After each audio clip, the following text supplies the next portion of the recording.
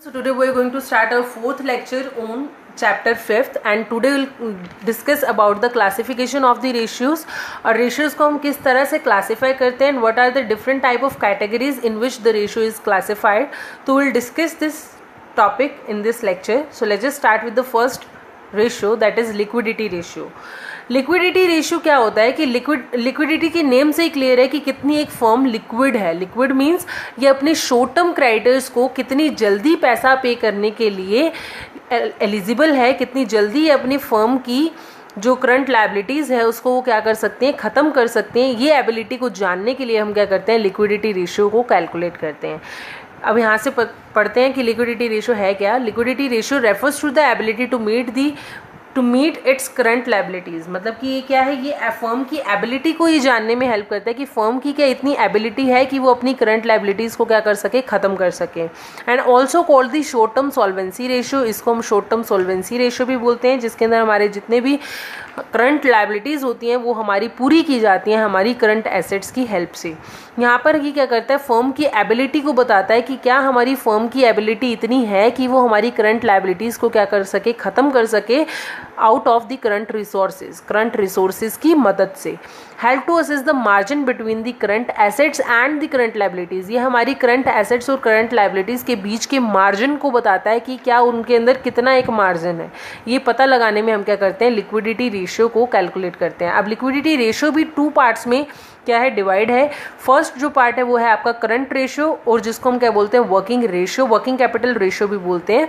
और इसमें क्या होता है, हमारी करंट एसेट्स जो होती हैं वो डिवाइडेड बाय करंट लायबिलिटीज़ की जाती हैं, जिसके अंदर हमारी जितनी भी करंट एसेट्स होती हैं उनको हम क्या करते हैं, करंट लायबिलिटीज़ के साथ डिवाइड करते हैं, जस्ट टू नो कि क्या हमारी फर्म की एबिलिटी है कि वो हमारी करंट लायबिलिटीज़ को हमारी करंट एसेट्स में से ही क्या कर सके, कवर अप कर सके.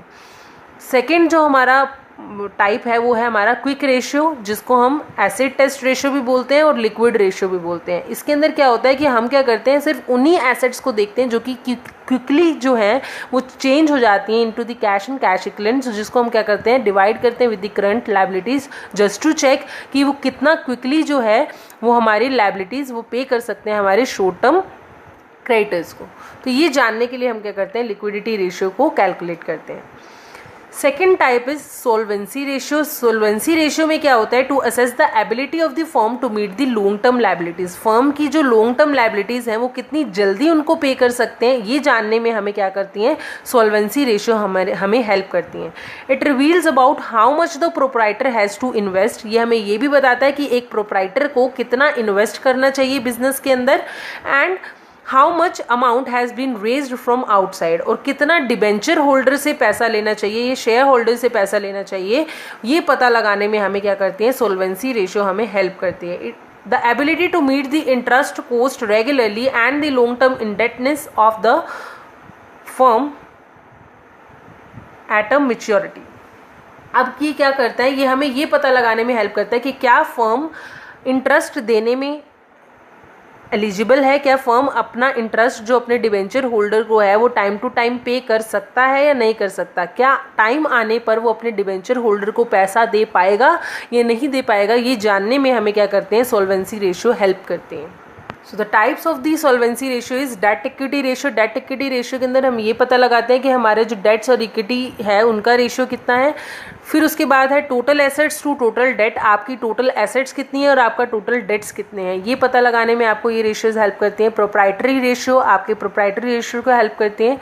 और इंटरेस्ट कवरेज रेशियो, कि आपका कितना इंटरेस्ट, कितनी जल्दी आप अपने इंटरेस्ट जो है वो अपने डिबेंचर होल्डर को पे कर दोगे, ये सब कुछ जानने. इंटरेस्ट से रिलेटेड जितने भी आपकी रेशियोज है वो सारे आपके इंटरेस्ट कवरेज रेशियो के अंदर ही कवर अप हो जाते हैं. तो मतलब कि ये आपको ये सब कुछ जानने में हेल्प करता है कि क्या आपकी जो फर्म है वो आपके लॉन्ग टर्म जो आपके लायबिलिटीज़ हैं उनको पूरा करने में एलिजिबल है, या उनके बीच में इतनी आपकी फर्म की इतनी एबिलिटी है कि वो आपकी फर्म जो है लॉन्ग टर्म लायबिलिटीज़ को वो पे कर सकती है या नहीं कर सकती. ये जानने में आपको हेल्प करता है. Third type is the profitability ratio और the income ratio. Profitability ratio और इनकम रेशियो के अंदर क्या है, it help to measure the efficiency of the business. ये बिजनेस की इफिशिएंसी को जानने में हेल्प करता है कि आपका जो बिजनेस है उसकी इनकम कितनी है, आपके बिजनेस की प्रॉफिटेबिलिटी कितनी है। ये इन सब चीज़ों के ऊपर क्या करता है, फोकस करता है। It focus on the various aspects such as the what is the rate of the profit on the sales. Sales के अकॉर्डिंग आपका जो फर्म का प्रॉफिट है वो कितना है, उसका रेट क्या है, ये पता लगाने के अंदर क्या करते हैं, आपकी प्रॉफिटेबिलिटी रेशियो और इनकम रेशियो आपकी हेल्प करते हैं। Whether the profit are increasing और डिक्रीजिंग, अगर आपके प्रॉफिट, क्या आपके प्रॉफिट इंक्रीज हो रहे हैं या डिक्रीज हो रहे हैं, और अगर इंक्रीज हो रहे हैं तो उसकी स्ट्रेंथ क्या है, और अगर डिक्रीज हो रहे हैं तो what is the weakness behind it, और उसके कुछ करेक्टिव मेजर्स जो हैं वो जानने में आपको क्या करते हैं, ये प्रॉफिटेबिलिटी रेशियो आपकी हेल्प करते हैं।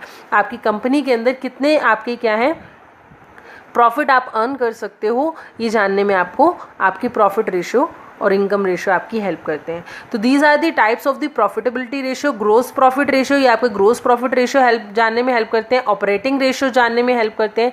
ऑपरेटिंग प्रॉफिट रेशियोज के बारे में बात करते हैं। नेट प्रॉफिट रेशियोज के बारे में बात करते हैं कि आपका नेट प्रॉफिट कितना है।